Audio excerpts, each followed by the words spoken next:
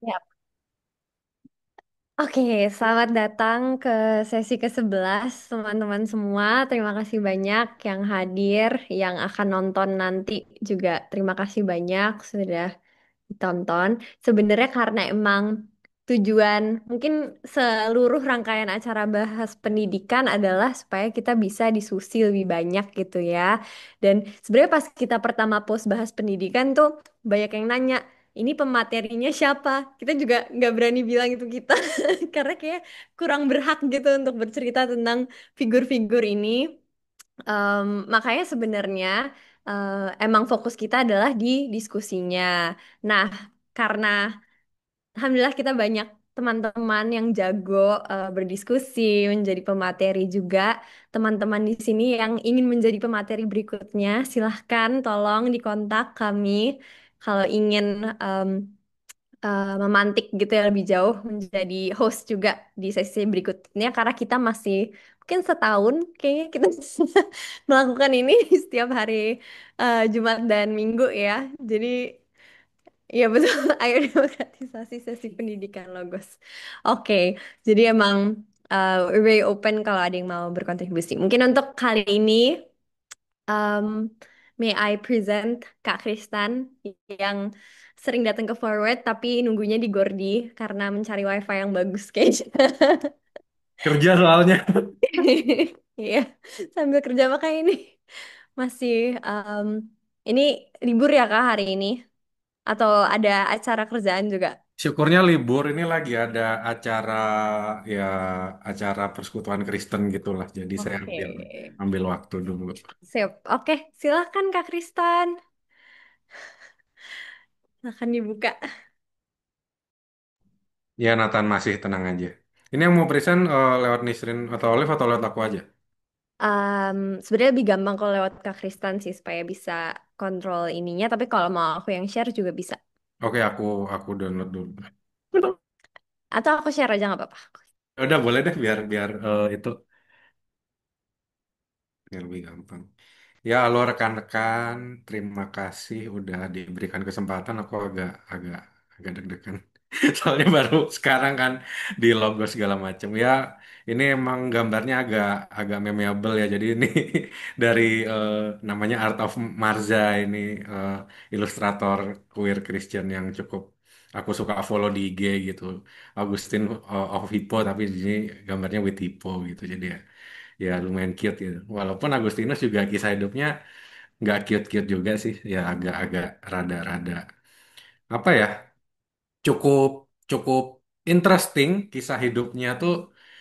Ya kalian yang udah ngikutin yang teman-teman di sini yang Katolik atau Protestan mungkin tahu sedikit tahu kisah hidupnya Agustinus yang masa lalunya penuh seks bebas dan penuh penuh apa namanya penuh rebel gitu dan tapi kemudian hari dia menjadi santo atau ya orang suci dalam tradisi Katolik gitu. Jadi ya mungkin lanjut dulu.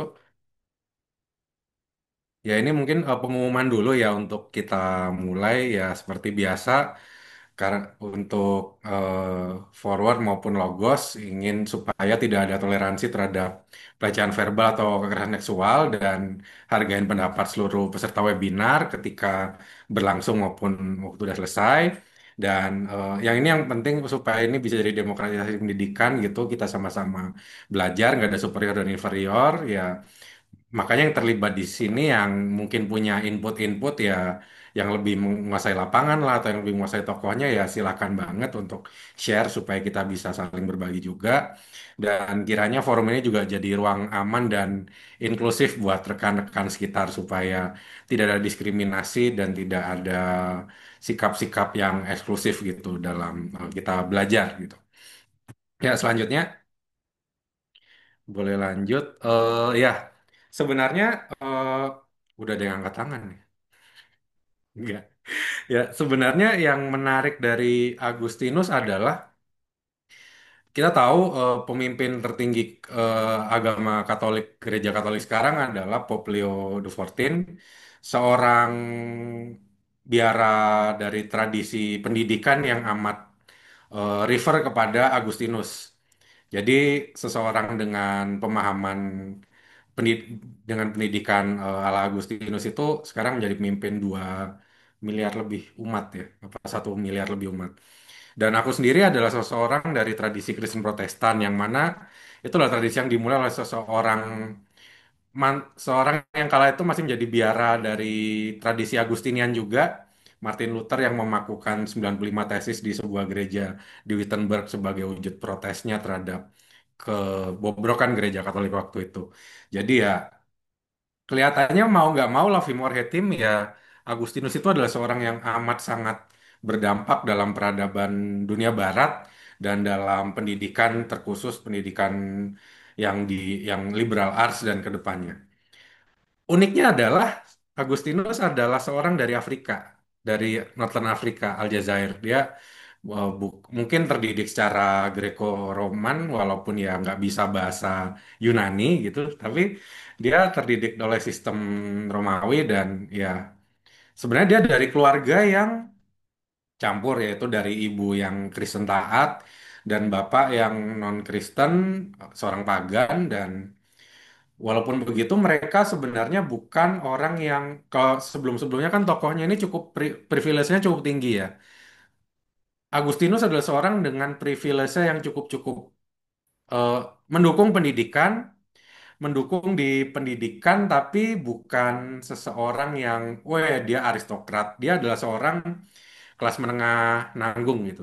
Bapaknya sih emang pengen pengen dia dapat pendidikan yang bagus, bagus banget gitu. Makanya supaya bisa naik kelas gitu karena bapaknya tuh basically PNS yang udah stuck gitu nggak bisa naik-naik lagi gitu kan jadi ya kelas menengah yang berprivilege tapi nggak yang segimana lah jadi Agustinus memang banyak bergerak itu dari secara intelijen dia emang banyak banyak tertolong oleh didikan ibunya gitu ya Agustinus itu adalah kisah klasik dari seorang anak hebat dari seorang ibu yang banyak mendoakan dan banyak mengajar dan bapak yang agak absent gitu. Jadi ya kira-kira seperti itu. Dan dia makanya di sini dia belajar tata bahasa di Madoros lalu di retorika di Kartage. Karena pada masa itu retorika itu ilmu yang cukup penting dan ilmu yang penting dan harus keluar gitu untuk bisa dapat pendidikan yang bagus. Sedangkan secara duit memang keluarga keluarga dari Agustinus ini ya ada berkecukupan tapi nggak segitunya gitu. Jadi ya itu makanya Agustinus dalam prosesnya ternyata ternyata dia menemukan ketertarikannya pada retorika.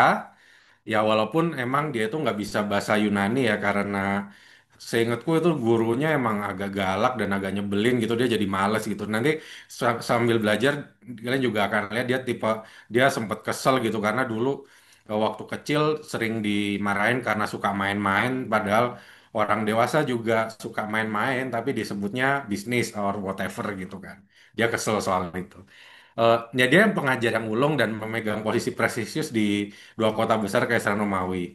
Dan setelah dibaptis di usia 32, setelah kisah, kalian baca Confessions deh, kisah pertobatannya itu menarik gitu. Dia basically ada titik puncak dia ingin bertobat itulah ketika ada seorang anak tiba-tiba menyerukan bacalah gitu, baca dari surat Roma dan ya akhirnya dia ujung-ujungnya bertobat itu. Dia setelah meninggalkan kehidupan duniawi, dia keluar dari karir sebagai guru retorika, tapi project liberal artnya itu dia nggak sepenuhnya abandon gitu, tapi akhirnya dia pakai dalam mendidik perguruan di gereja sebagai uskup juga gitu. Dia menulis selama 50 tahun dan memimpin sebagai gereja di Hippo yang dikenal sebagai tokoh besar gereja Barat. Ya, boleh lanjutkan. Ya ini mungkin tadi udah aku sempat sebut-sebut juga. Basically dia emang amat sangat Lovimor Hetim dia amat sangat influential terhadap kekristenan Barat, walaupun dia adalah seorang Afrika dan dia memang dari sini kelihatan cukup cemerlang ya. Dia itu buka sekolah retorika, dia menjadi ketua retorika juga di Kartago. Dan karena intelektualnya itu dia memang sempat sempat berontak gitu. Dia memang cukup sempat menjauhi kekristenan karena dia ngelihat ya dia masih mengejar kesenangan, dia masih mengejar logika, dia masih mengejar banyak hal, tapi bukan mengejar Tuhan gitu. Dan waktu itu makanya sempat dia menemukan sekte Manikean yang cukup berpengaruh waktu itu, cukup tersebar di mana-mana. Basically sekte yang mengajarkan bahwa dunia ini adalah pertempuran antara evil versus good gitu. Jadi melihat dunia itu benar-benar dualitas, dunia jahat, dunia baik, dan itu berperang terus. Dan itu memang akhirnya dia menemukan kekecewaan gitu, dan akhirnya dia disillusion lah dengan pemahaman Manichean. Kemudian dia pindah ke Roma, lalu ke Milan atas bantuan si Markus. Dia selama di Milan itu banyak dipengaruhi oleh Ambrose. Ambrose itu udah kayak semacam bapak, sosok hampir kayak sosok bapak sih, tapi ya eh, memang mungkin Ambrose dan Monica, ibunya Agustinus, adalah dua orang yang amat berperan bagi kehidupan, terutama pendidikan Agustinus. Dan dia tuh terkagum dengan filsafat-filsafat, terutama Platonik gitu, Platonik dan Neoplatonik gitu. Dan kayak Cicero juga gitu. Dan setelah meninggalkan Manikeisme dan masuk ke iman Kristen, dia amat sangat banyak banyak terlibat dalam karya-karya gereja. Beberapa karya kuncinya yang penting yang mungkin bisa dibahas di sini, yang mungkin bisa didalemin lah atau dibaca di kemudian hari adalah Confessions, yang mana itu autobiografi rohani ya. Dan sebenarnya di situ menarik karena cara dia menarasikan itu cukup apa ya, seru, ya seru banget lah gitu. Dan apa ya, seru banget. Dan kadang memang ada kalimat-kalimat yang agak memeable gitu sebenarnya kalau di sekarang. Ya salah satunya dia pernah bilang, Lord give me chastity and continence but not yet gitu. Basically dia kayak sempat emang ada masa berjuang pengen hidupin nilai kebajikan tapi masih senang dengan kehidupan duniawinya yang begajulan gitu ya. Basically dia itu kayak ngomong, Tuhan berikan aku kesucian tapi jangan dulu ya, ntar dulu ya gitu. Jadi ya ujungnya dia emang suci, ya jadi bapak bapak suci gitu. Tapi ya, ya hidup masa lalunya juga sebenarnya ya busuk-busuk juga sih. Jadi ya mungkin pelajaran bagi kita bahwa mungkin masa lalu kita banyak yang buruk atau jelek atau apa gitu. Tapi ya dalam Tuhan tidak ada yang mustahil ya. Amin, amin. Lanjut, lanjut. Kemudian, enggak, bentar, bentar. Tadi dulu. Beberapa fokus tulisannya terutama memang teologi dan filsafat. Kemudian ya ini prinsip yang cukup penting ya. Dia itu banyak memfokuskan pemikiran yang sebenarnya udah lama di kekristenan, tapi baru disistematisasikan dengan baik oleh beberapa orang gitu. Contohnya salah satunya adalah Agustinus, yaitu terkait dosa asal ya, dan Trinitas atau natur dari Allah Trinitas, sesuatu yang cukup ya susah dijelaskan ya. Tapi memang secara sistematikanya dia amat hebat. Dan juga tujuan pendidikan karena dia pengen mengarahkan pada bagaimana sih pendidikan liberal art yang dari tradisi Greco-Roman itu menjadi suatu yang dibaptis dengan kekristenan gitulah kasarnya. Lanjut, lanjut, lanjut. Apa ini Menteri Agama forward sih ya?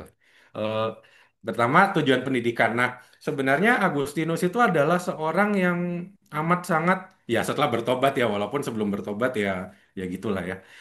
Dia bilang di City of God, dia bilang, it seems to me that a brief and true definition of virtue is rightly ordered love gitu. Jadi definisi yang sebenarnya dari kebajikan itu sebenarnya adalah cinta yang ditata dengan baik, cinta yang ditata dengan benar gitu. Jadi menurut Agustinus, karena dia udah pernah mengalami cinta yang ugal-ugalan dan ternyata hidupnya berantakan, makanya dia memahami cinta itu harus tertib gitu. Jadi kalau ada orang yang bilang cintailah dengan ugal-ugalan, buat Agustinus cintailah dengan tertib gitulah.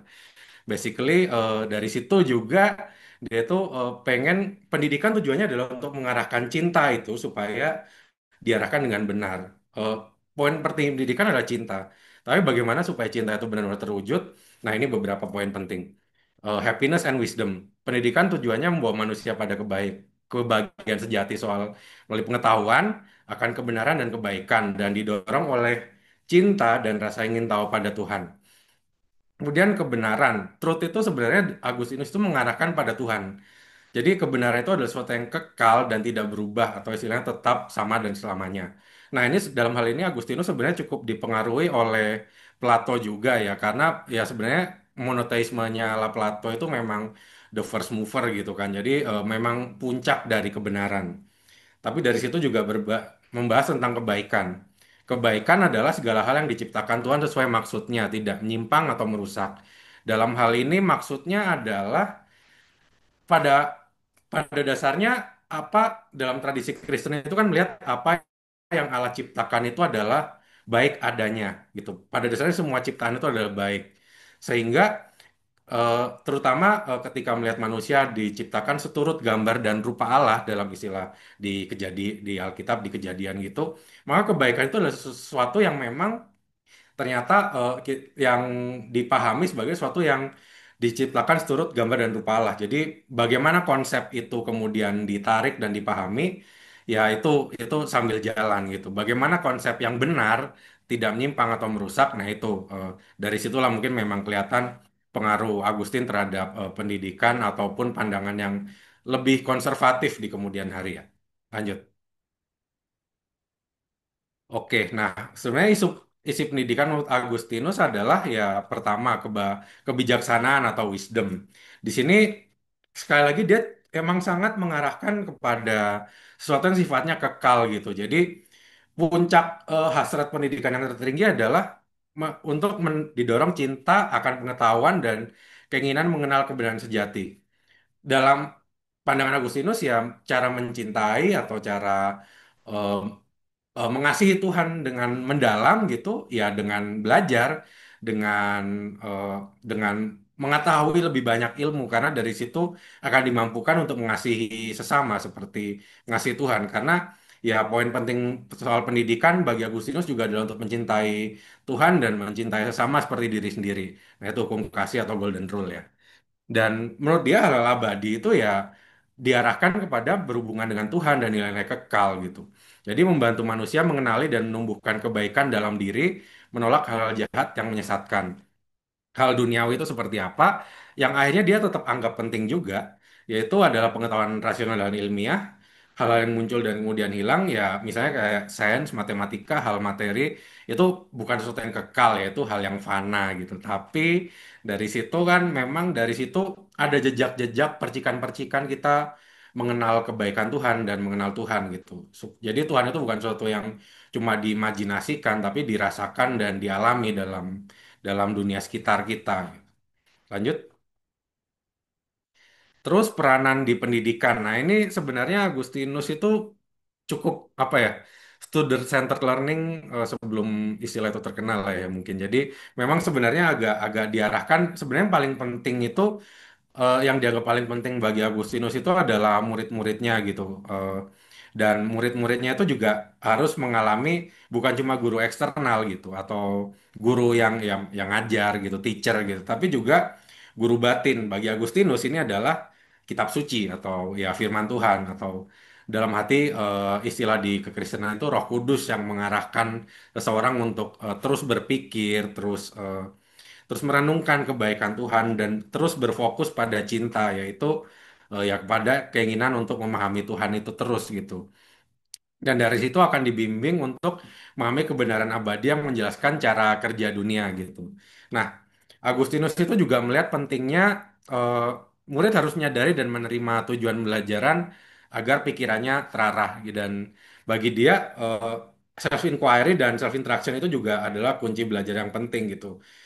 Dalam hal ini sebenarnya fungsi guru itu adalah bagaimana menjadi fasilitator dan menjadi motivator.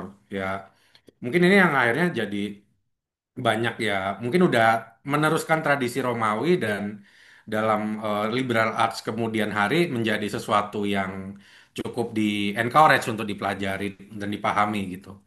Dan kemudian ya sikap guru tuh harus mencerminkan kasih Tuhan pada umat manusia dan guru hanyalah fasilitator. Jadi bukan penyebab utama proses belajar. Jadi intinya ya kalau dari sini mungkin ya kita bisa pahami lah sebenarnya ya kalau siswa-siswanya nggak terdidik dengan baik ya jangan melulu salahkan guru gitulah kasarnya. Itu. Nah, kemudian lanjut deh, lanjut. Kemudian, nah, akar filsafat dia dalam soal pendidikan itu terutama ya pemikiran Platonis dan juga Cicero. Cicero ini ya Hortensius itu kelihatannya karya Cicero yang nggak terselamatkan ya, tapi ujung-ujungnya itu menolong kembali Agustinus untuk untuk ya mencari kebijaksanaan dan beretorika gitu. Dan dari situlah dia menjadi menyukai bahwa ilmu retorika itu adalah sesuatu yang penting untuk dipelajari gitu. Bahkan sampai dia di satu titik dia mengikuti pemahaman skeptisisme ala Cicero gitu. Walaupun akhirnya dia emang kembali kepada kebenaran tertinggi itu bersifat non fisik dan membawanya pada iman Kristen. Nah, kemudian Agustinus adalah salah satu tokoh yang membawa sintesis yang makin kuat antara kekristenan dengan Platonisme. Jadi ya makanya kalau kalian melihat kekristenan Barat yang sekarang yang masuk ke Indonesia yang jadi penjajah atau apa gitu dengan istilah ya agama penjajah segala macam itu ya memang itu memang ada pengaruh-pengaruh Greco-Roman yang cukup kuat terutama filsafat Platonis yang sebenarnya cukup banyak fokus tentang jiwa ya dan juga tapi di satu sisi dia juga baiknya jadi fokus tentang tiga hal kebenaran, keindahan dan kebaikan yang kekal gitu. Nah, buat Agustinus pendidikan yang baik adalah pendidikan yang menggerakkan jiwa untuk menuju pengetahuan akan yang baik. Jadi makin terdidik, makin kenal Tuhan, makin kenal sesama juga gitu.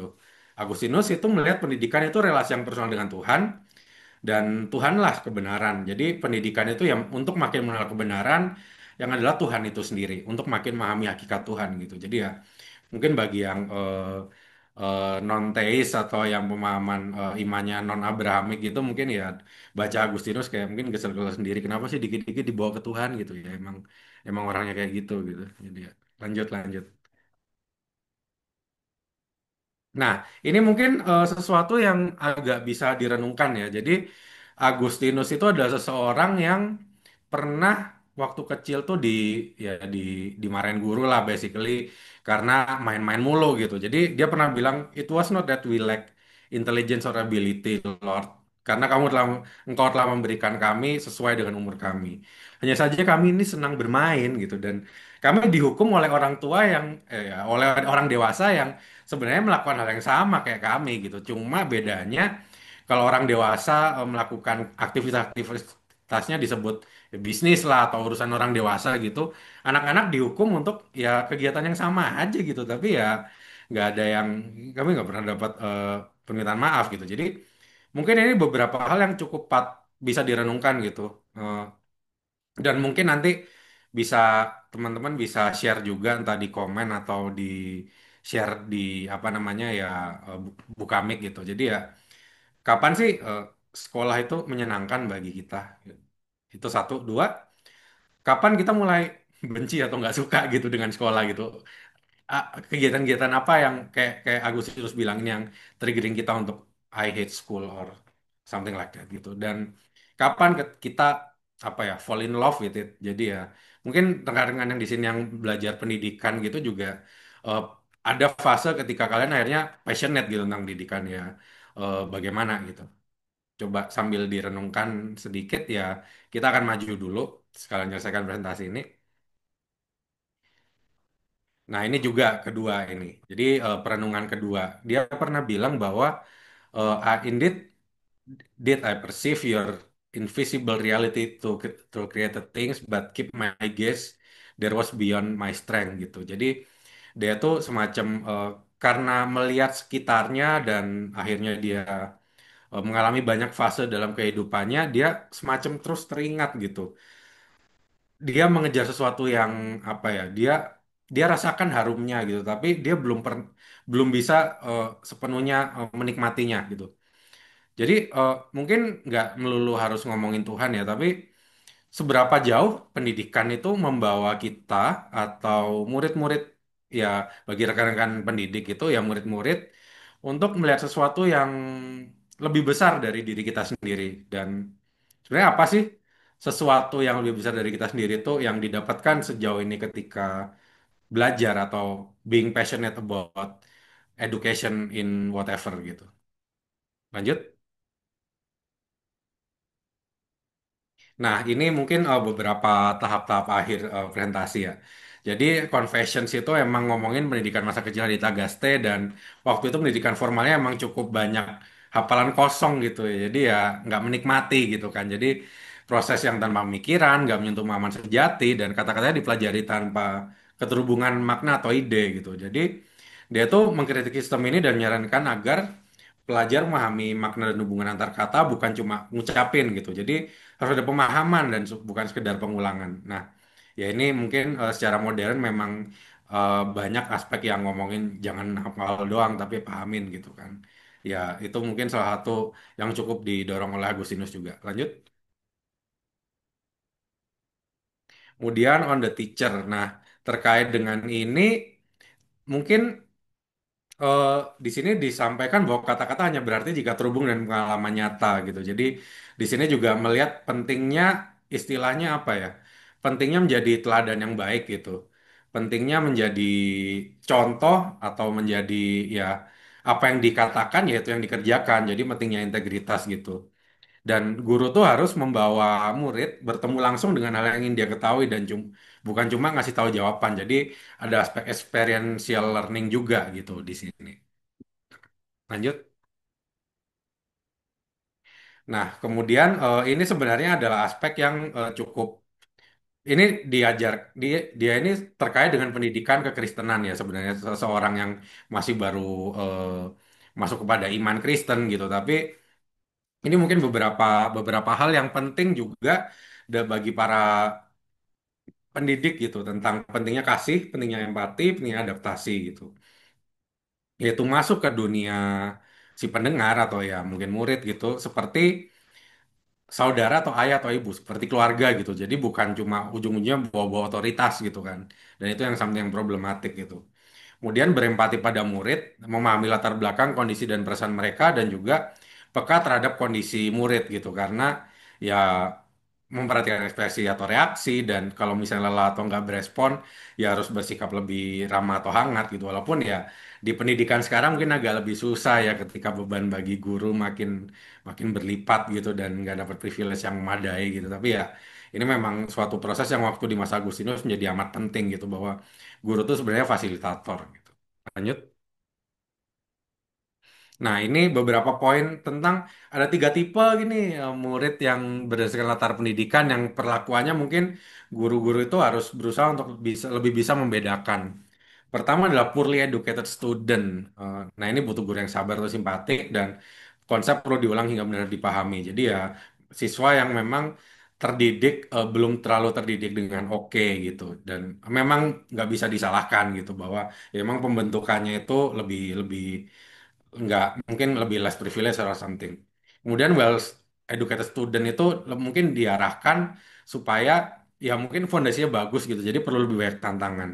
Nah, yang tengah ini yang paling bikin susah ini. Jadi ya murid-murid yang terdidik secara buruk atau mungkin entah entah sistem pendidikan yang jelek atau apa gitu, tapi mereka ngira mereka ya terdidik dengan baik gitu. Jadi ini mungkin ya seperti sekarang tuh ya ya yang sekolahnya di sekolah bagus gitu, tapi ya sebenarnya nggak terlalu belajar juga atau sebenarnya ya cuma gara-gara kelas masuk sekolah bagus jadi ngerasa pinter gitu. Nah, itu mungkin beberapa contoh ya. Jadi ini yang paling membutuhkan belajar kerendahan hati dan harus paham bedanya antara menghafal kata-kata dan memahami makna sebenarnya.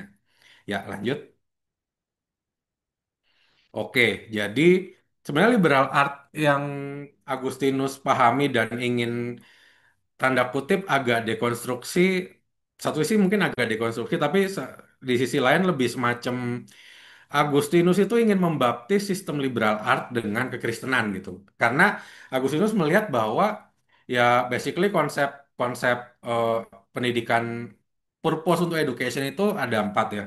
Ada intelektual, ekonomik, moral, spiritual gitu. Jadi eh, maka bagi Agustinus penting bahwa karena dalam dalam dalam kehidupannya apa ya?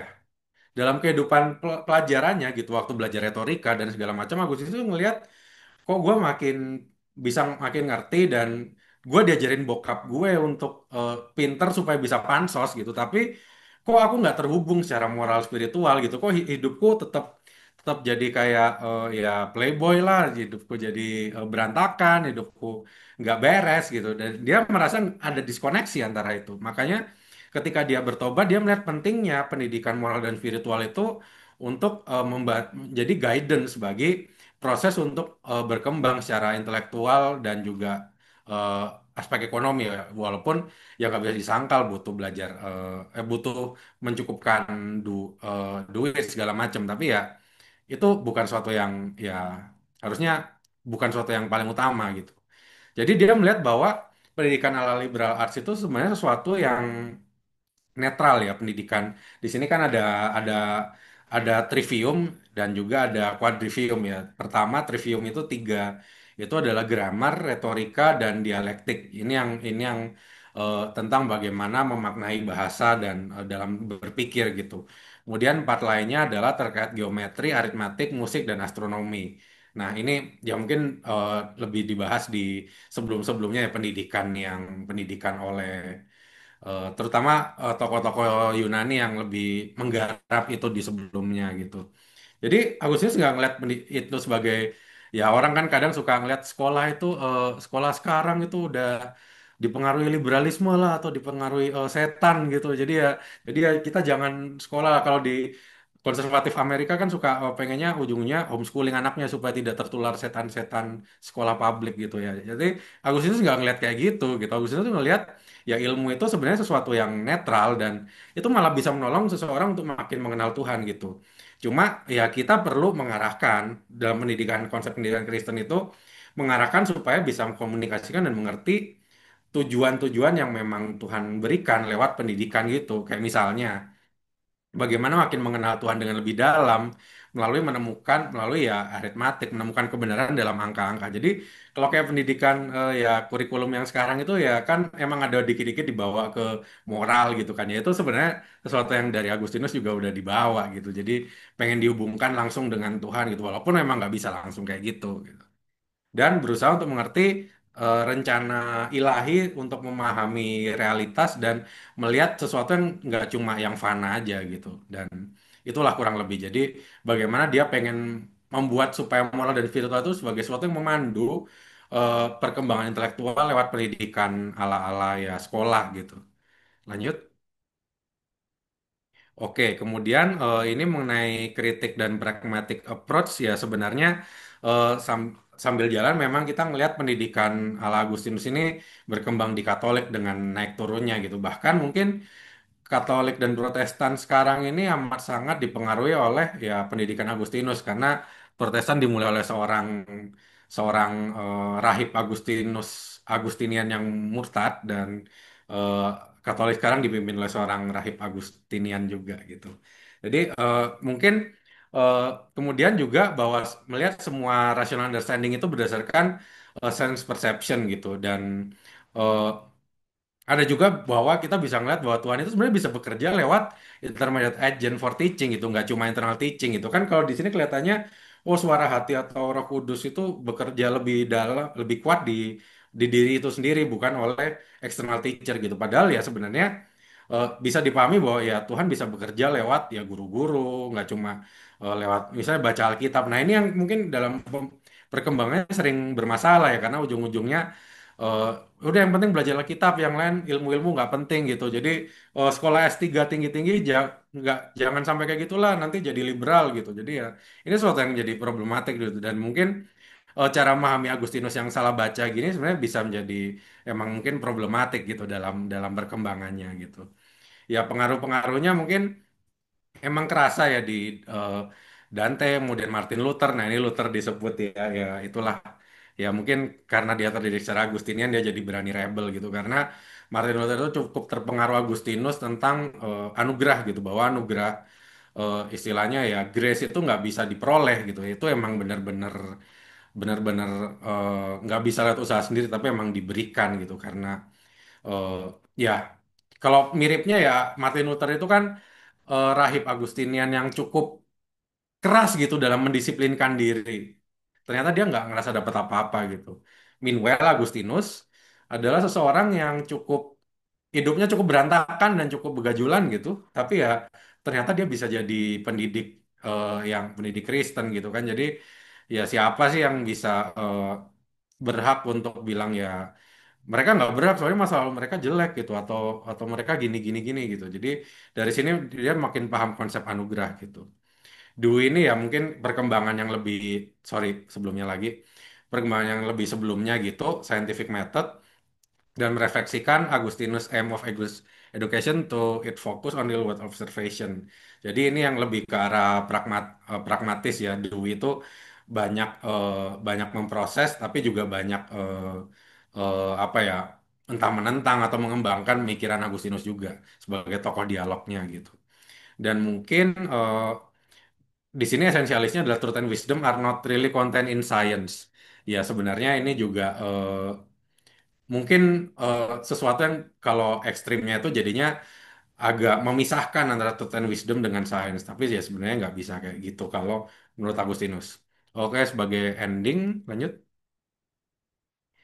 Sebagai ending mungkin berdasarkan administration and eh, instrumentalization of education daripada alih kan sekarang ini education itu amat instrumentalized dalam artian kita kita ikut pendidikan itu sekolah itu buat apa sih ujung-ujungnya kita itu melihat menjustifikasi peningkatan intelektual itu dari lensa ekonomi yang kapitalistik ini gitu. Jadi bagaimana sih pe- perjalanan pendidikan kita ini membentuk ya apa yang kamu percaya harus kamu lakukan atau siapa apa dan siapa yang kamu harus istilahnya ya ikuti atau percaya atau ya tanda kutip sembah gitu. Jadi ya itu mungkin mungkin yang terakhir ini lebih ke bagaimana ketika kita telah terbiasa dididik untuk secara ekonomikal dan intelektual aja bagaimana aspek moral dan spiritual itu malah kebentuk gitu oleh dua hal itu. Itu mungkin beberapa poin diskusi yang pengen aku raise gitu. Thank you. Sorry kepanjangan. Thank you banget Kak Kristan. Enggak kok, enggak kepanjangan. Kita masih ada waktu untuk berdiskusi. Lumayan banyak. Jangan langsung hilang dari kamera, please. Biar kita bisa diskusi bareng-bareng sama semuanya. Ini nanti aku izin stop sharing dulu supaya bisa share pertanyaan. Tadi kan di awal juga ada pertanyaan ya Kak. Aku add semua ke slide ini. Mungkin em, ini ini question yang sangat interesting dan align gitu ya dengan maksudnya persepsi Agustinus bahwa guru tuh sebenarnya relationship di kelas itu cukup dia banyak kritiknya juga karena merasa kayak itu terlalu kalau terlalu ya fokus di recitation gitu-gitu itu justru defeats the purpose of education gitu kan Kak. Jadi Hmm. mungkin kita bisa merefleksikan pendidikan kita masing-masing juga and see forces apa aja yang influence the way you view things now gitu ya. Aku izin stop sharing. Mungkin ada yang mau sharing duluan Ini dari Nathan mau teman-teman. nanggapin tuh terutama sebagai seseorang yang cukup atau kofab yang kuliah di institusi Katolik. Itu kayaknya boleh, boleh banget itu interesting perspektif.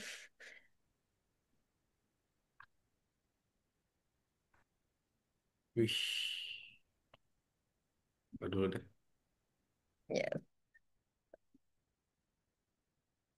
Oh, ini ada Kak Hanif yang raise Halo hand. Hanif, Silakan, Kak.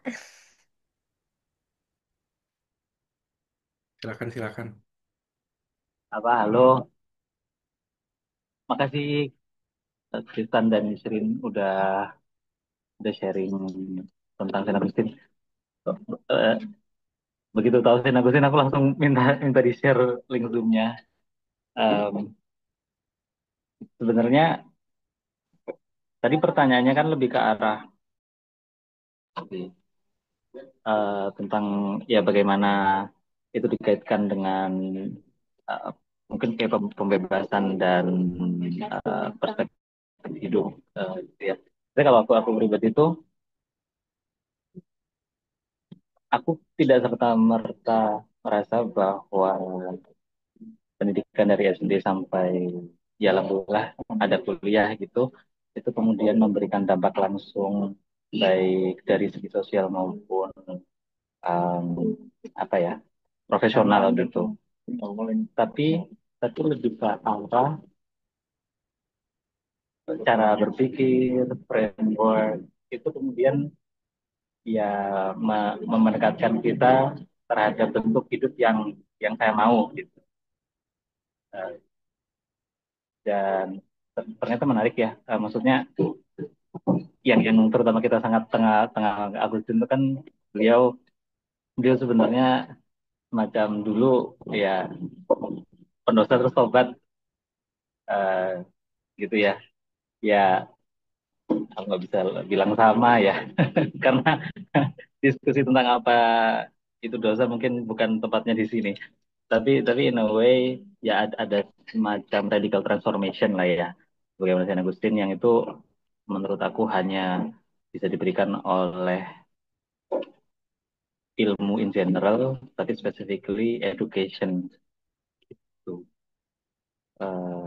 Ya mungkin kayak gitu ya.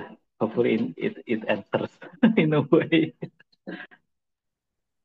Hanif, sekalian cerita dong. Ini Ya, ada em, mungkin kalau merefleksikan ke kan alhamdulillah Kak Hanif juga kuliah gitu ya dan boleh cerita lebih banyak nggak tentang proses-proses pembelajaran yang dialami Kak Hanif gitu selama mungkin sekolah atau kuliah gitu. Sebenarnya kan tadi banyak diceritain sama Kak Kristan juga tentang sebenarnya play dan example yang digunakan di handbook kan juga oke writing peer group gitu menggunakan di mana fasilitatornya menggunakan Scrabble untuk initiate self inquiry dan juga sebenarnya pengalaman belajar yang baik.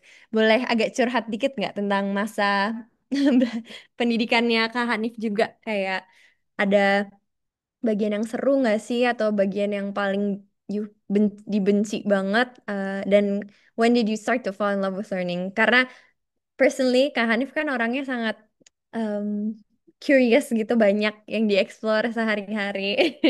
Jadi boleh Kak Hanif silakan. oke.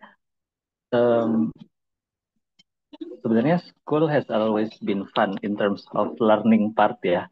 Not so much about the making friendships itu.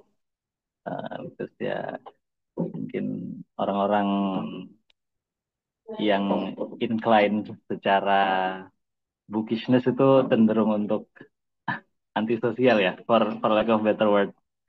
Jadi maybe I start falling in love with learning itu exactly in the same time when I start to hate it as well.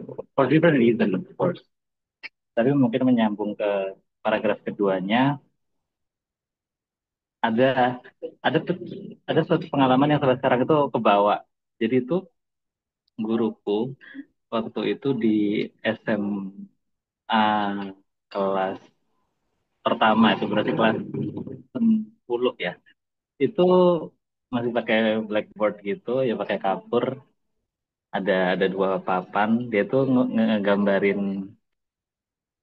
eh,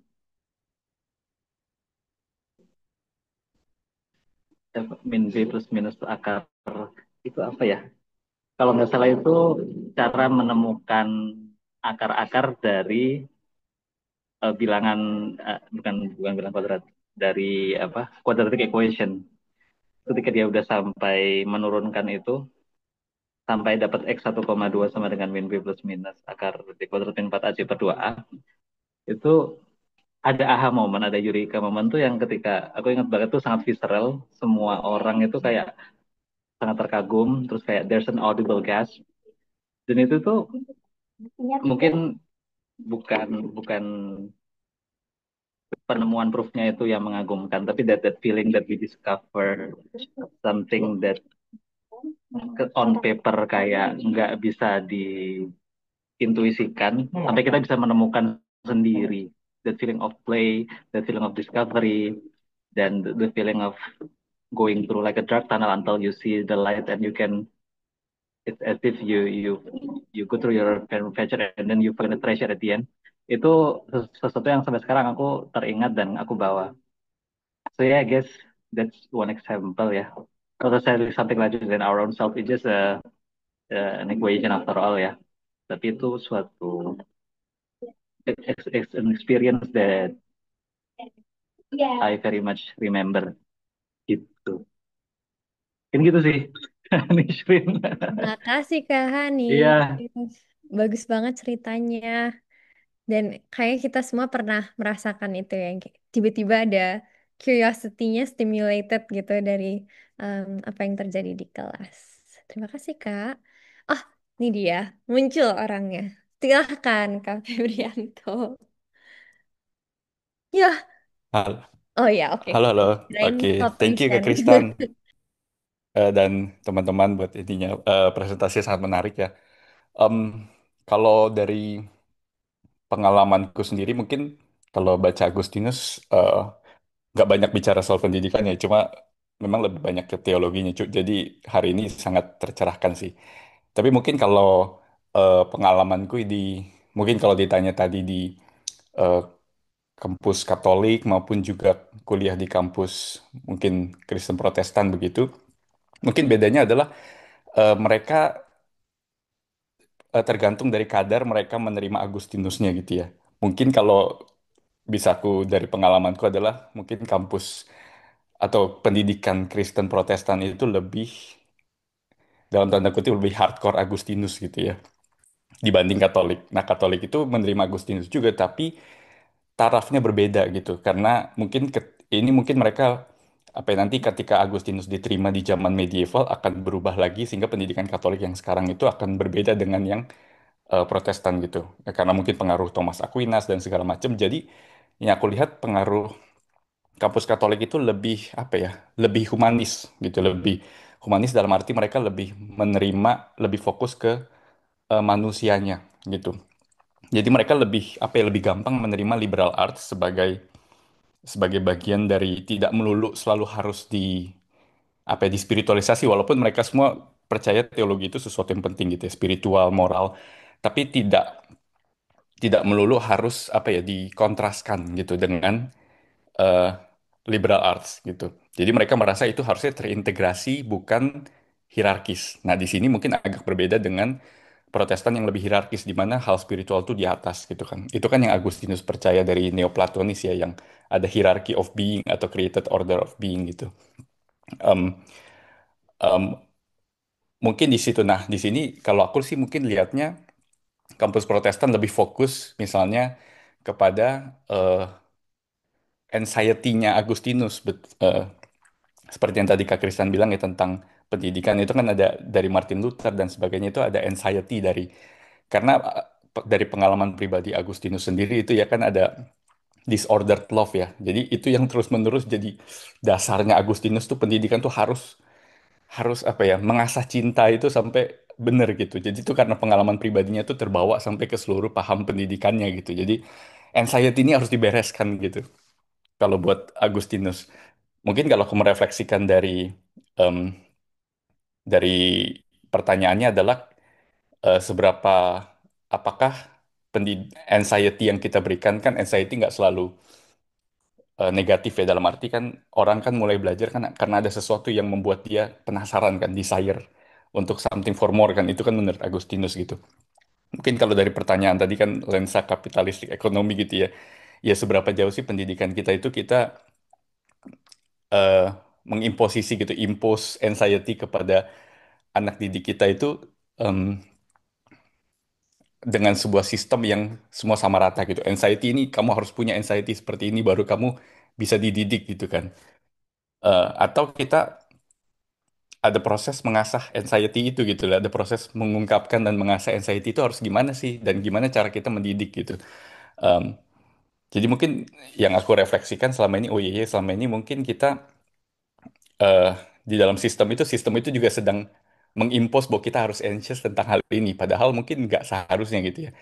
Jadi mungkin itu sih yang aku lihat dari eh, apa ya bagaimana paham Agustinus itu mungkin terbawa ya. Maksudnya anxiety itu eh, fokusnya lebih ke anxiety-nya, sedangkan mungkin kalau pendidikan Katolik tidak fokus ke anxiety, ya mungkin lebih ke langsung ke desire-nya gitu ya. Karena mereka percaya em, dari sisi manusianya sendiri itu yang ilahi itu, yang transenden itu bisa bekerja. Jadi nggak melulu harus dihilangkan yang manusianya ini, karena manusia ini sangat penting. Makanya pendidikan Katolik lebih menurutku lebih apa ya humanis dalam arti seperti itu. Manusianya nggak harus disangkal dulu baru bisa menemukan yang ilahi gitu ya.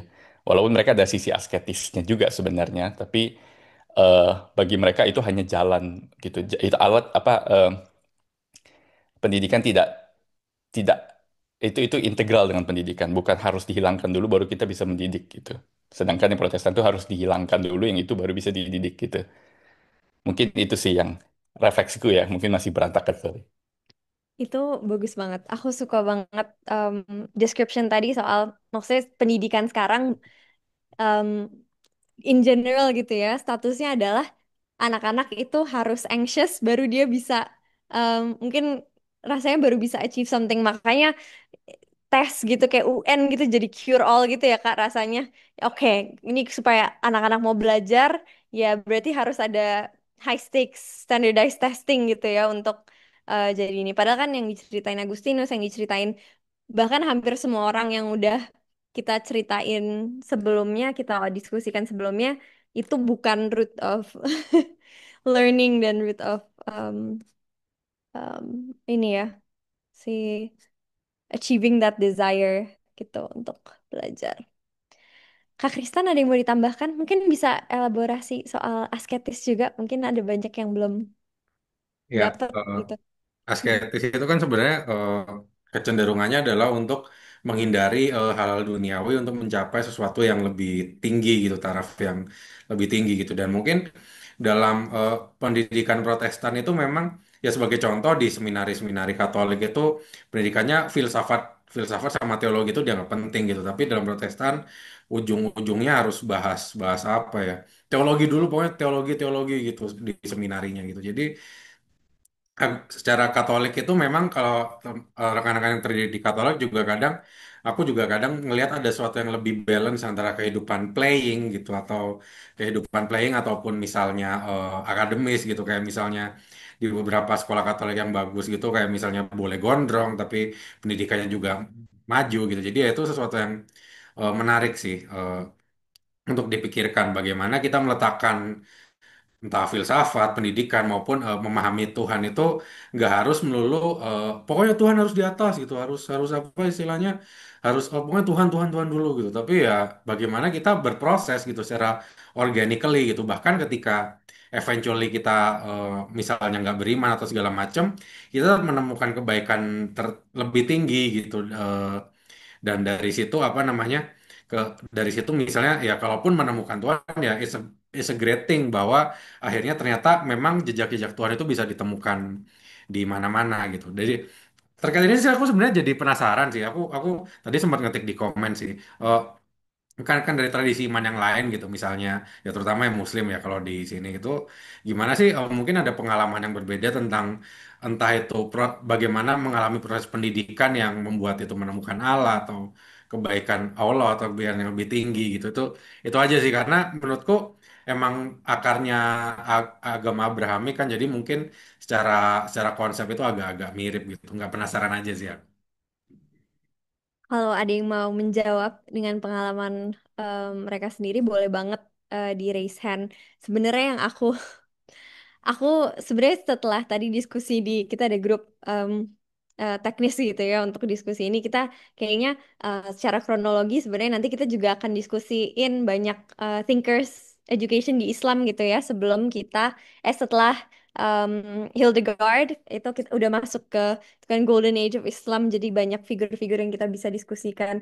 Tapi sebenarnya ini bukan representatif pendidikan Islam sama sekali karena kebetulan aku juga nggak melewati proses didik Islam yang konvensional gitu ya aku em, pembelajarannya di rumah gitu jadi mungkin yang ada melewati proses pendidikan Islam yang lebih konvensional bisa tolong diceritakan tapi kemarin aku sama temen-temen baru ngomongin soal nggak usah mention brandnya tapi intinya mungkin teman-teman yang beragama Islam juga pernah mengalami ya sesi-sesi dibuat nangis-nangis gitu. Kayak gimana ya menjelaskan ini fenomena ini? Kak Olive ada di sini kah? Apakah Kak Olive mau menceritakan? Oh, oke, ini Kak Dimas mau raise hand juga. Mungkin habis ini Kak Olive bisa bercerita. Tapi aku oper ke Kak Dimas dulu deh untuk mungkin menanggapi. Silakan Kak Dimas. Eh, Baik, terima kasih untuk kesempatannya.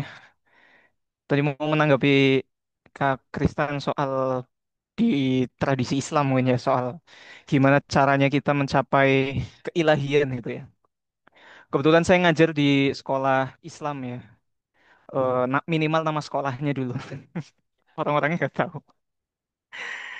Ya, kalau kalau kita perhatikan secara formal ya, secara formal dalam struktur kurikulum pendidikan Islam kan eh, yang diajarkan itu pertama bab ibadah ya. Jadi bagaimana kita mencapai mencapai saya nggak tahu saya orangnya religius atau enggak ya, cuma saya ceritain aja. Jadi kita diajarkan soal ibadah dulu, jadi praktek-praktek ibadah. Jadi bagaimana kita mampu melakukan aktivitas ibadah sesuai dengan kaidahnya. Lalu setelah itu masuk terkait dengan kitab suci itu ya, bagaimana kita memahami teks dan konteks di balik kitab suci itu. Lalu biasanya di akhir-akhir itu mulai ke sejarah ya, sejarah perkembangan keislaman semacam itu. Nah, jadi bagaimana kita mencapai keilahian gitu ya, atau mencapai transendensi, mencapai Tuhan itu ya melalui aktivitas, diharapkan melalui aktivitas-aktivitas itu. Di beberapa sekolah Islam mungkin menambahkan sejumlah program ya seperti Malam Bina Iman dan Takwa gitu ya. Itu yang kata Kak Nisrin kita dibuat nangis-nangis di situ ya.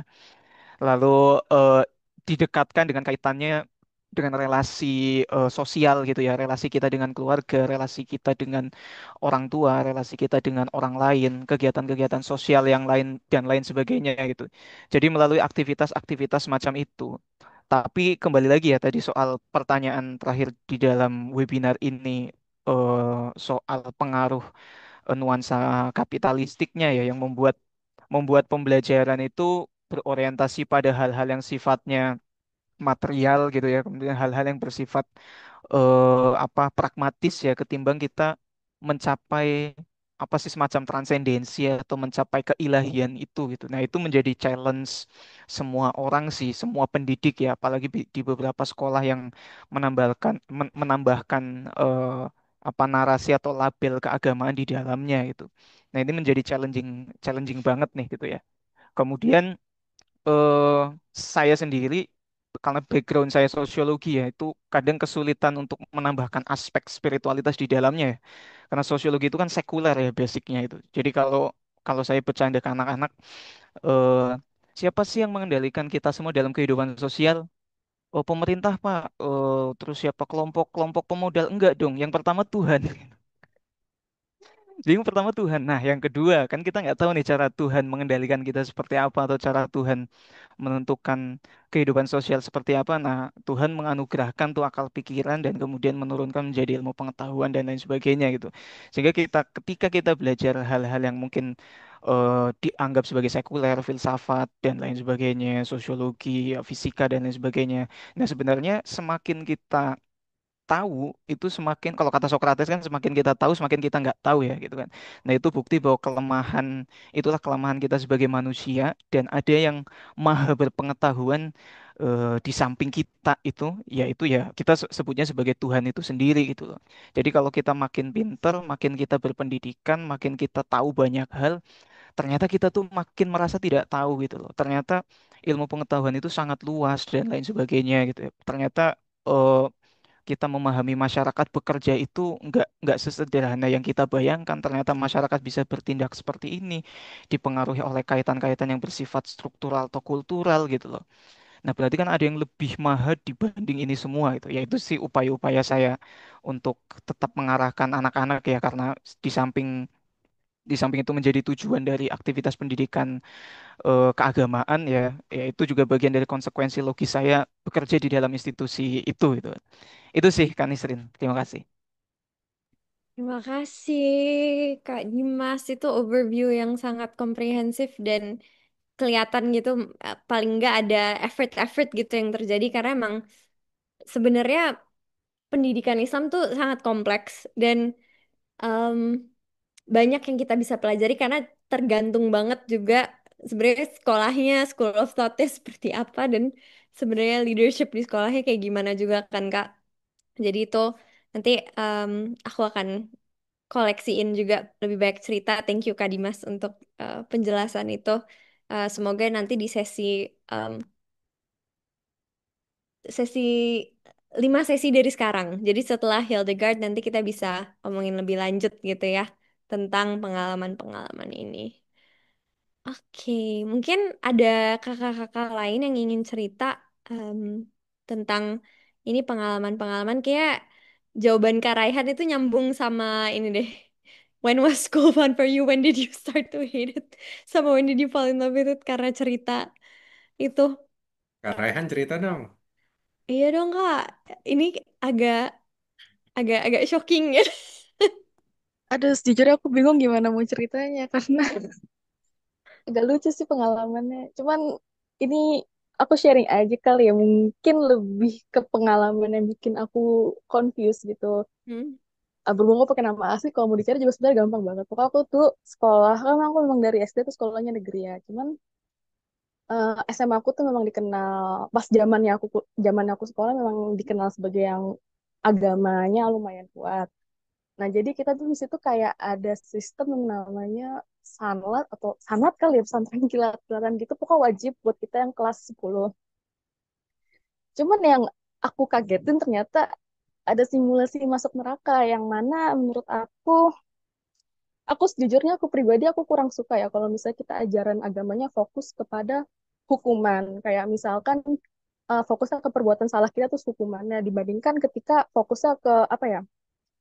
Ke support atas usaha yang kita lakukan. Nah, pas kalau aku dulu pas lagi kelas 10 simulasinya itu jadi kita disuruh bawa penutup mata, kain penutup mata, terus biasa lah ya tidur dulu, terus jam setengah 3 pagi dibangunin, dikasih pilihan kamu mau minum teh hangat atau air biasa. Ini pilihan yang harmless banget kan, tapi ternyata ini akan jadi alasan untuk dosa kita. Ya aku lagi jam segitu tentu aku ngambil teh hangat, oke. Nah terus habis itu tiba-tiba disuruh tiduran di halaman rumput ini, kita lagi nginep ya di villa ya, jadi nggak di sekolah.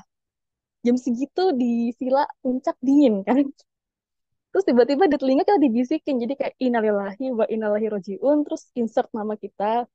Pokoknya seakan-akan kita udah meninggal. Terus abis itu mulailah kayak ditanya-tanya soal siapa Tuhanmu segala macam kayak gitu. Terus kita berpindah lah posisi, udah masuk dalam ruangan. Ini satu lagi nih yang agak-agak kocak. Jadi kan di list dosanya kayak kamu pernah nggak teriak sama orang tua kamu? Ya aku bilang, aku jawab sejujur yang pengalaman kan enggak.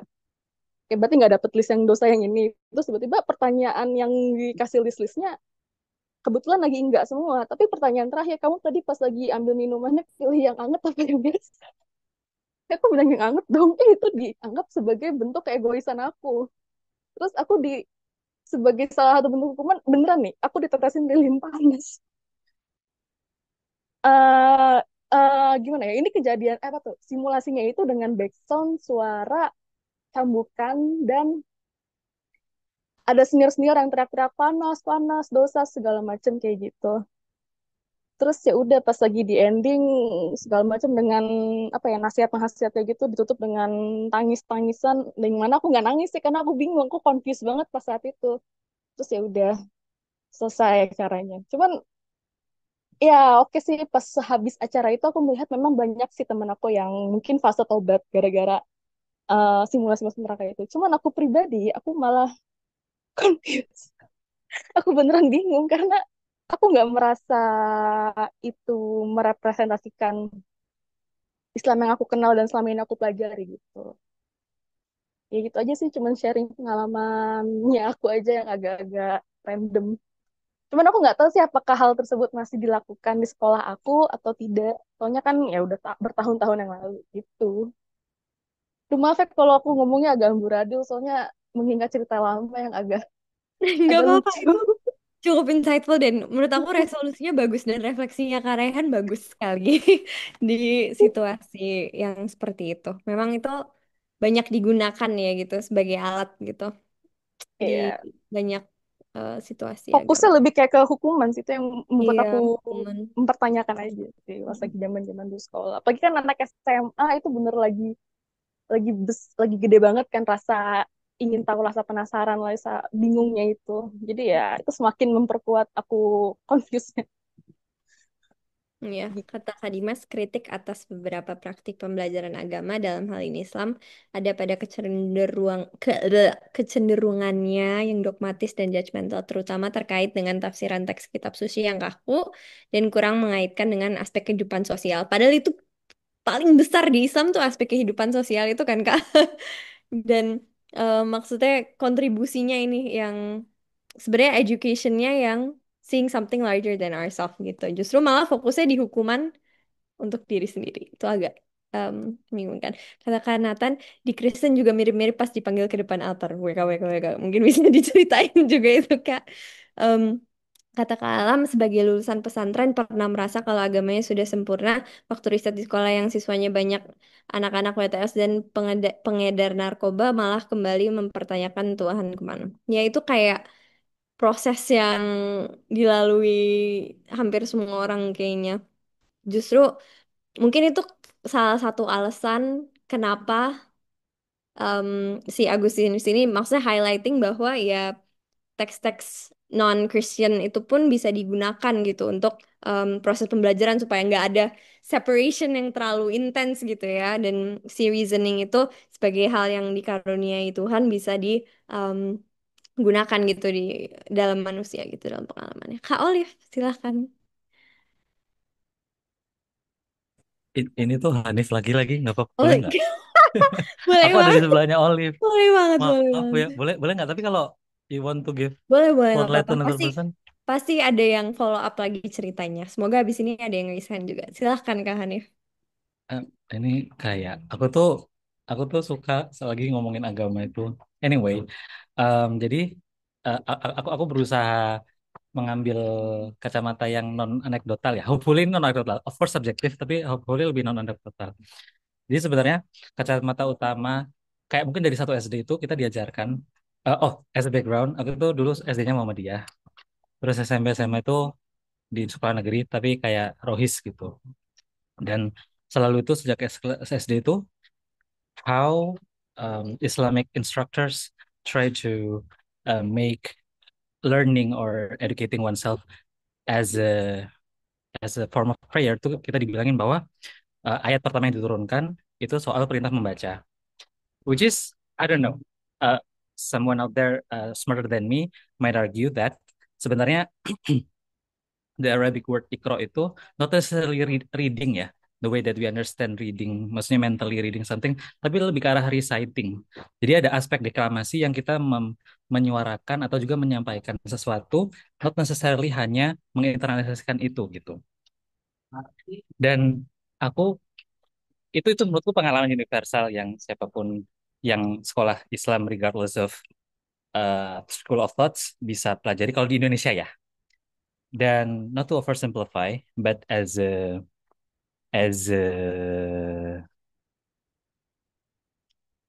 mungkin as an overview ya, kan memang yang besar itu not the only, but yang besar at least from where I grow up, aku tinggal di daerah Jawa Timur, itu adalah NU dan Muhammadiyah.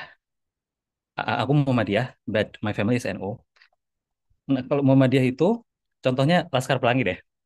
We were so proud when Laskar Pelangi itu dengan Andra Hiratanya, kemudian dengan latar belakang SD Muhammadiyah di Bangka Belitung itu diambil sebagai suatu latar. Dan itu sebenarnya merepresentasikan semangat orang-orang Muhammadiyah untuk modernisasi. In a way, meninggalkan tradisi-tradisi lama yang dianggap takhayul dan backward dan tidak berdasar, menjadi suatu sistem yang lebih rasional, lebih berlandaskan agama tapi juga berlandaskan science in a way. Dan itu semangat yang dibawa sebenarnya dengan adanya Muhammadiyah. Itu dari kacamata film ya. I'm trying to bring it to something more popular culture supaya ada gambaran. Kalau di NU mungkin film yang merepresentasikan itu ini dokumenter. Itu judulnya Pesantren Boarding School. Salahuddin Siregar. Dia tuh berusaha menceritakan kayak ada pesantren di daerah Jawa Barat gitu yang dia itu eh, cukup cukup toleran lah terhadap terhadap the diversity of thought gitu. Whereas Muhammadiyah is thought to be more rigid yet rationalistic. Usually ya, ini overgeneralize sih, tapi NU itu dianggap akan lebih uh, progressive in a way that also accepts the rootedness, the nativeness of Islam di Indonesia gitu. Contoh yang bagus itu ada scene di pesantren itu dia bilang bahwa um, hubungan hubungan Muslim dengan anjing itu sangat complicated ya. Kita itu, at least aku ya diajarkan dulu itu harus dihindari karena itu menyebabkan a state of uncleanliness atau hadas besar gitu ya. Itu hadas besar atau najis ya? Najis kayaknya. Najis itu harus dihilangkannya susah banget gitu. Tapi di film itu dia bilang bahwa we should be more like dogs in a way karena ada beberapa hadis yang bilang kalau misalnya anjing itu meskipun dia nggak suci, kotor, tapi itu sangat setia. Terus ada juga hadis yang pernah bilang kalau ada orang yang ngasih minum anjing, kemudian dia masuk surga just because of that one act gitu. Semua dosa-dosanya sebelum dihapuskan. Jadi perspektif yang itu the way that I intuitively say itu focuses more on mercy, accepting people where they are gitu, as opposed to mungkin a more jurisprudence-nya Muhammadiyah yang rasional tapi juga bisa ditafsirkan sebagai rigid gitu. So yeah, maybe that's a quick TED talk in terms of I don't know the diversity of a school of thought in terms of like sekolah-sekolah Islam. That's my perspective from as a student ya. Ya, mungkin that can add something. Thank you. Aduh. Thank you, Kak Hanif. Sangat interesting dan sebenarnya nyambung banget sama apa yang kita diskusikan gitu ya. Sebenarnya nyambung ke ini juga sih bahwa ya kementerian, maksudnya kalau kita ngomongin dari segi policy, mungkin Kak Angel bisa bercerita juga lebih banyak di sini kalau ada Kak Angel di sini. Tapi maksudnya yang berhubungan sama pendidikan kan sebenarnya bukan cuman si eh, Kemendikbud gitu ya, tapi juga Kemenak dan banyak kementerian-kementerian lain gitu yang berhubungan sama apa yang terjadi di pendidikan Indonesia gitu ya. Dan semua sekolah Islam kan under the purview of semua sekolah agama under the purview of Kemenak gitu. Yang sama ini belum mendapat fokus banyak. Intinya Kemenak tuh urusannya banyak banget. Jadi pendidikan tuh mungkin sebelumnya belum pernah jadi salah satu gimana ya, agak susah diperjuangkan gitu. Pendidikan yang eh, berkualitas dan baik. Jadi em, mungkin kalau ada pe- peminat pemantau pendidikan policy kebijakan pendidikan juga bisa sharing gitu lebih banyak tentang si em, struktur ini sekolah-sekolah agama gitu ya di Indonesia. Tapi intinya ini kita udah melenceng sampai ujung sini ya. Oh iya, ini em, tadi Kak Alam juga em, ini sharing tentang pengalaman dia. Kalau Kak Alam mau elaborasi lebih panjang juga boleh banget. Mungkin ada lagi yang mau cerita tentang tiga hal ini atau mau mungkin diskusi lebih panjang gitu tentang Agustinus, Santo Agustinus. Boleh banget. Sekolah iya makanya gimana dong? Pusing. Tadi kayaknya sekolah, Kak Alam angkat tangan duluan, terus nanti habis itu Kak Nathan boleh banget jump in setelah Kak Alam silahkan. Oke, sebelumnya saya uh, ke ke detail untuk yang itu ya. Uh, Sebenarnya kan saya riset juga ini tentang polisi ya, polisi pendidikan di Indonesia, termasuk Kementerian Agama. Memang banyak problem ya di situ. Uh, yang pertama, sekolah agama itu uh, memadukan uh, kurikulum agama dan kurikulum nasional. Jadi pelajarannya memang sudah sangat banyak. Kalau saya dulu uh, itu sampai 30-an, hampir 40-an mata pelajaran waktu di pesantren. Jadi memang sangat banyak, mulai dari subuh sampai malam itu kita belajar. Akhirnya keluar dari pesantren malah nggak merasa tidak tahu apa-apa karena kita nggak tahu fokusnya mau kemana. Walaupun membentuk karakter misalnya itu ada, tapi lagi-lagi kita betul-betul tidak mendalam. Saya pengalaman di pesantren malah merasakan lebih banyak uh, yang saya dapatkan agama itu hanya sebagai ritual saja, tidak mendalami inti agama itu seperti apa. Nah, ya nyambung dengan yang tadi, malah waktu riset ya, sebuah di SD eh Impres atau negeri ya, saya lupa. eh di situ gurunya nggak bisa bertahan sampai jam 2 karena setelah jam 2 itu biasanya akan penduduk di sekitar situ akan kejar-kejaran dengan polisi menangkap para pengedar narkoba dan sebagainya. Dan anak-anak ini lebih senang di sekolah mereka karena dia merasa rumahnya itu apa ya ada ketakutan karena sering ada polisi yang datang, kemudian kayak orang tua mereka itu ada yang jadi pelacur, terus yang sering jadi pembahasan di antara teman-temannya, misalnya siapa lagi nih yang ditangkap hari ini, siapa lagi yang ditangkap tadi malam. Nah, di situ saya merasa Tuhan dan negara ini kemana ya? Mereka membiarkan anak-anak ini untuk merasakan hal itu dan mereka juga sepertinya artinya we teach them the morality.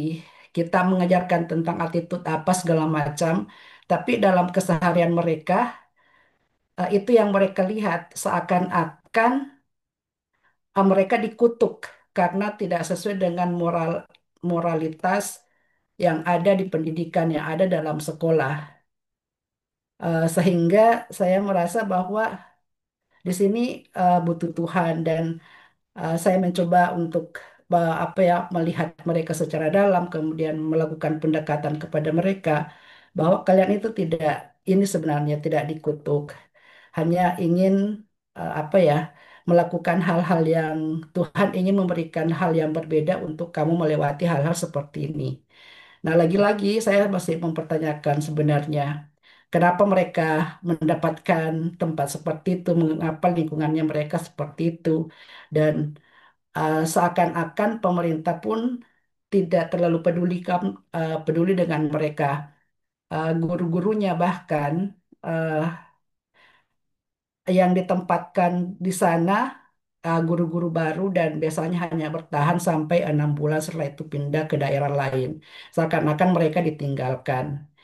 Eh, jadi eh, posisi saya sebagai pernah jadi pendidik juga, kemudian jadi peneliti waktu itu eh, kayak merasa bersalah gitu.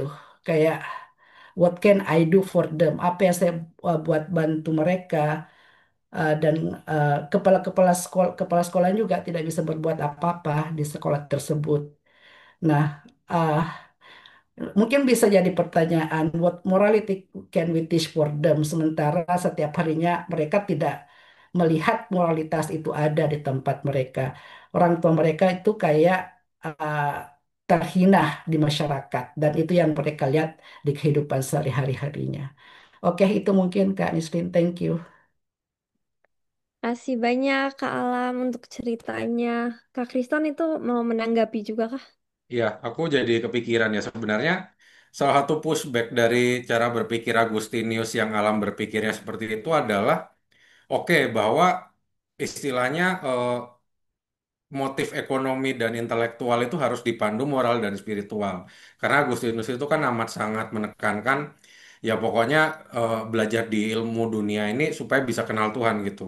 Tapi bagaimana jika motivasi kita soal moral dan spiritual itu dipandu oleh bagaimana masyarakat yang udah diatur oleh atau udah dikuasain oleh kapitalisme gitu misalnya. Kan jadinya malah eh, kita pengen mengenal Tuhan segala macam itu jadi konteksnya ya kita terpengaruh dengan konsep-konsep misalnya ya ya apa namanya kalau kalau eh, religius sukses atau berhasil segala macam gitu kan. Jadi nggak punya respect terhadap hidup Agustinus sebelum bertobat gitu. Di hidup Agustinus sebelum bertobat kan cukup cukup terhina banget ya di mana ada Tuhannya gitu kan. Jadi mungkin kalau ngelihat pemahamannya sharingnya dari Mas Alam tadi juga kita sebenarnya perlu bertanya-tanya gitu.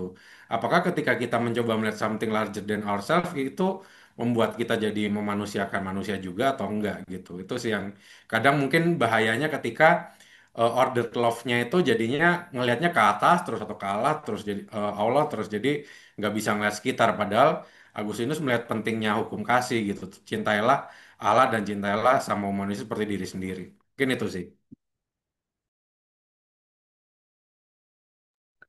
Terima kasih Kak Kristan untuk refleksinya.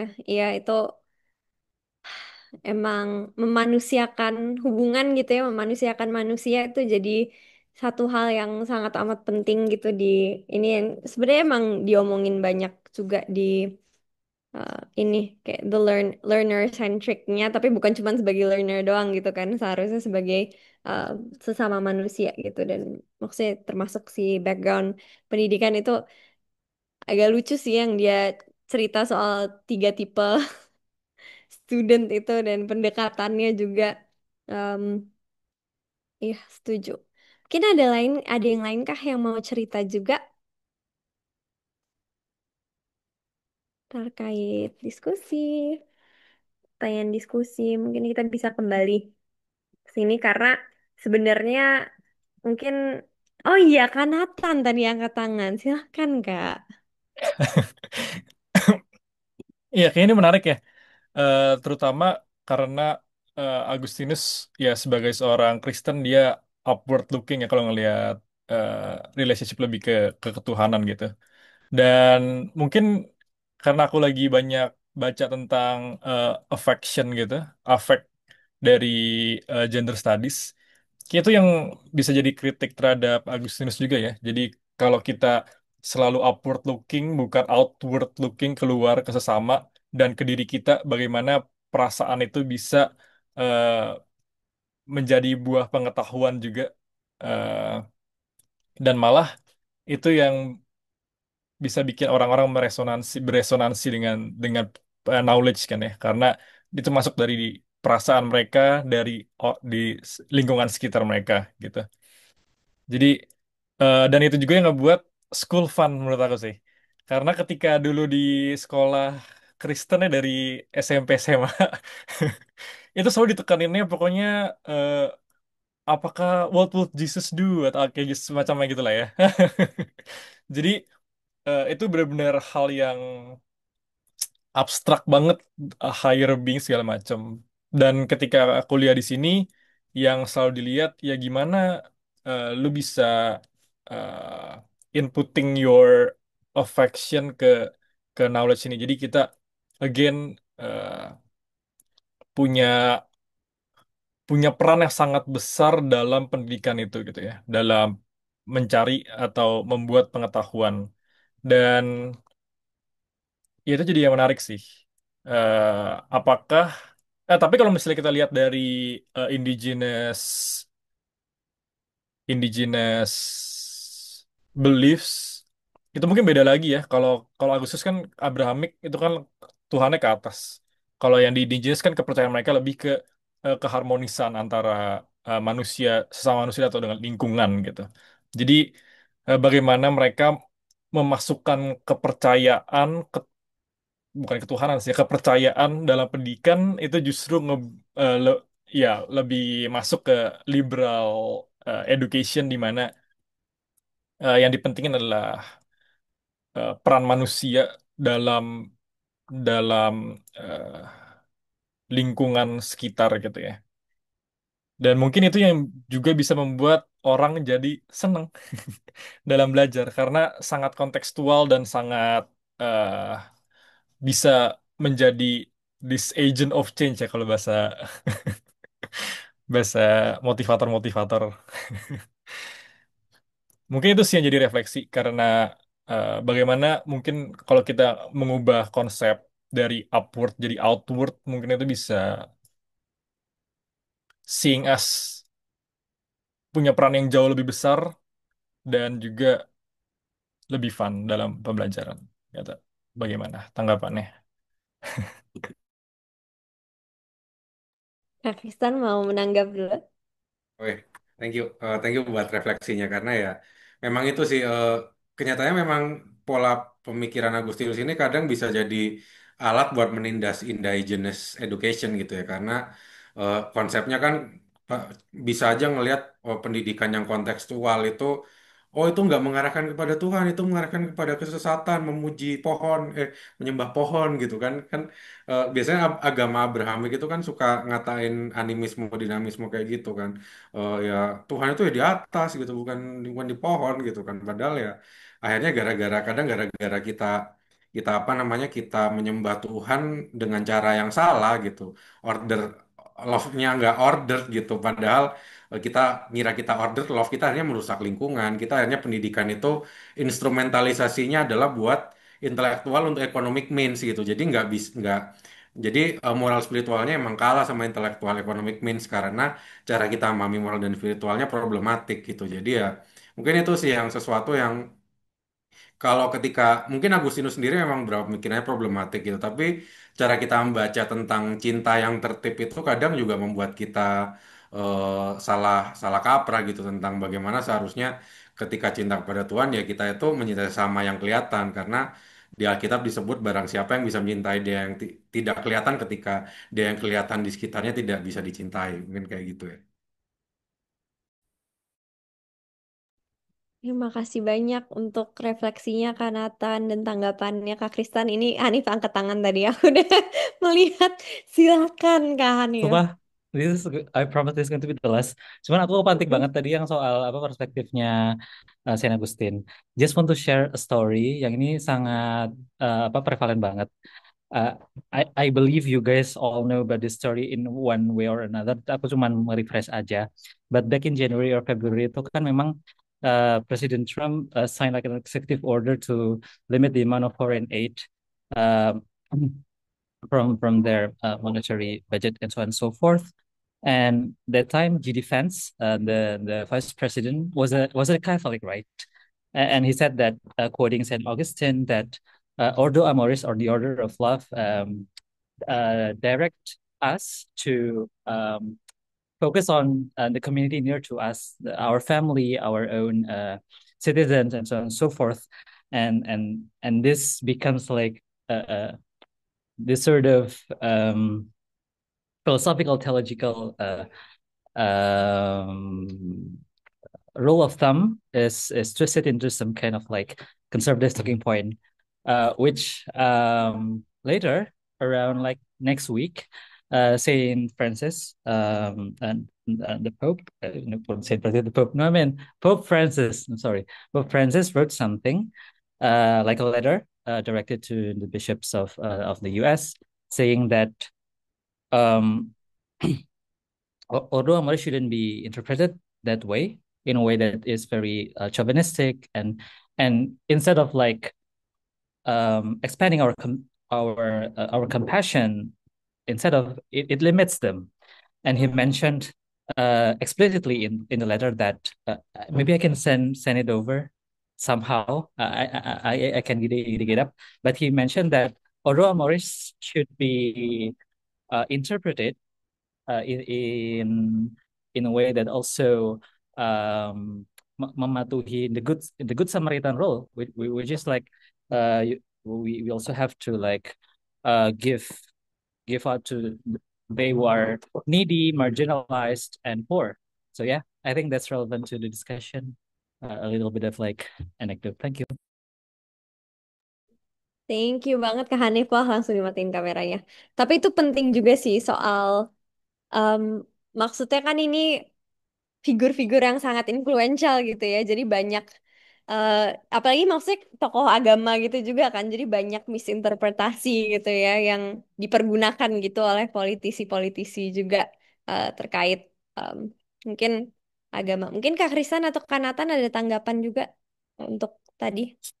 Iya, itu kan sebenarnya Agustinus itu kan memang menyebutkan konsep order of love kan. Jadi yang tadi juga disebut gitu bahwa kebijakan yang baik itu ya ketika cinta kita tertata gitu. Masalahnya diinterpret jadi fans itu ya urutannya oke cintai keluarga dulu, cintai ini baru stranger gitu. Ujungnya stranger terakhir gitu. Padahal sebenarnya yang Agustinus bawa itu ya konsep ya seperti di kitab Matius gitu bahwa kasihlah Allahmu dengan segenap hati, segenap jiwamu, akal budimu, dan kasihlah sama manusia seperti diri sendiri gitu. Jadi bukan bukan terus diurut dari yang paling kecil dulu dari nuclear family baru luar-luar gitu. Padahal itu kan sebenarnya sesuatu yang lebih ke ngarahin ke aspek politiknya jadi fans aja gitu.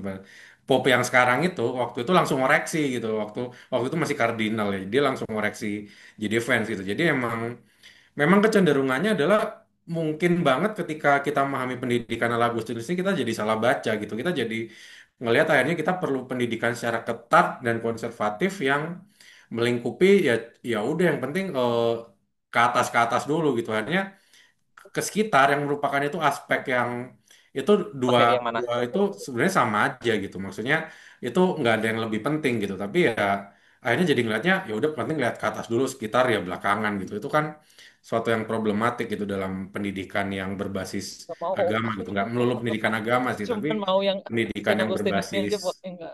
sekolah Kristen gitu Kak misalnya. Hanif, mic-nya belum muted. Sorry. Dah, Ya itu thank aja. you. Lanjut Kak Kristan, silakan. Udah itu aja gitu. Jadi ini mungkin suatu problem juga di sekolah berbasis agama ya, sekolah Kristen misalnya terutama atau sekolah sekolah ya mungkin Katolik nggak separah sekolah Kristen gitu. Jadi tadi yang dibilang eh Febri juga benar gitu bahwa kadang kita tuh terlalu hardcore nerjemahin Agustinius dengan problematik gitu. Akhirnya kita jadi malah fokus ke yang pencapaian gitu. Jadinya love-nya nggak ordered gitu. Mungkin itu sih.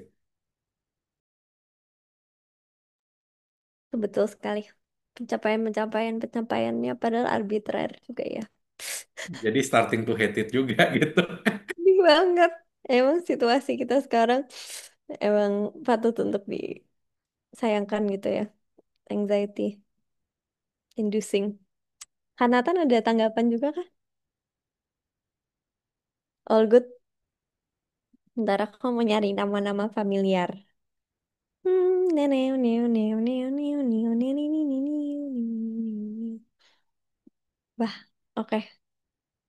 Apa mungkin untuk hari ini kita kalau nggak ada yang mau menanggapi lagi, kita tutup aja kali ya untuk sesi hari ini.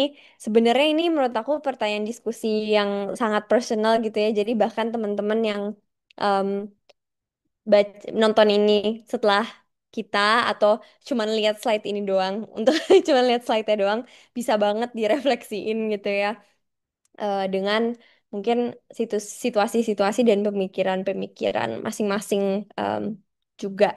Em, ini sesi yang seru banget karena sangat personal.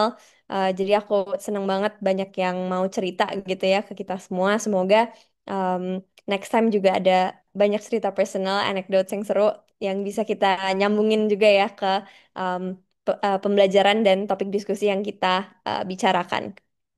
Iya, bener. Menurut aku bisa juga sih, Nathan nanti slide terakhir dari masing-masing, dari setiap presentasi kita share ke grup gitu ya. Mungkin itu bisa jadi um, seru dan diskusinya bisa berlanjut meskipun bukan di grupnya juga, tapi di grup yang teman-teman pegang yang lain. Terima kasih banyak untuk yang sharing.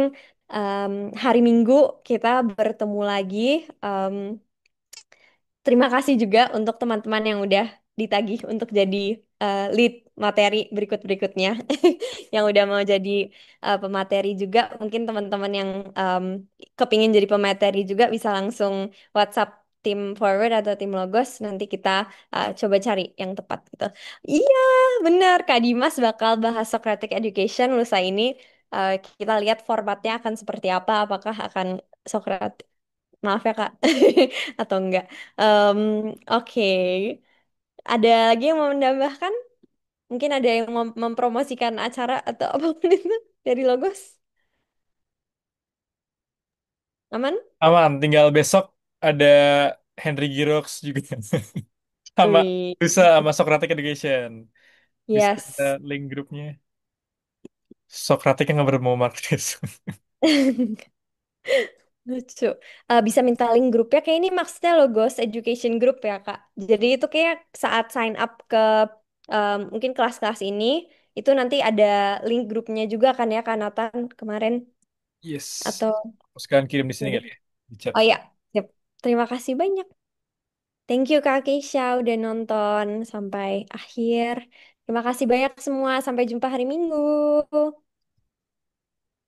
Thank you Ya, semua. thank you. Thank you Nishwin, thank you Kak Kristan. Thank you Kak Kristan. Thank you. Wuhu, Menteri Agama Forward. Terima kasih.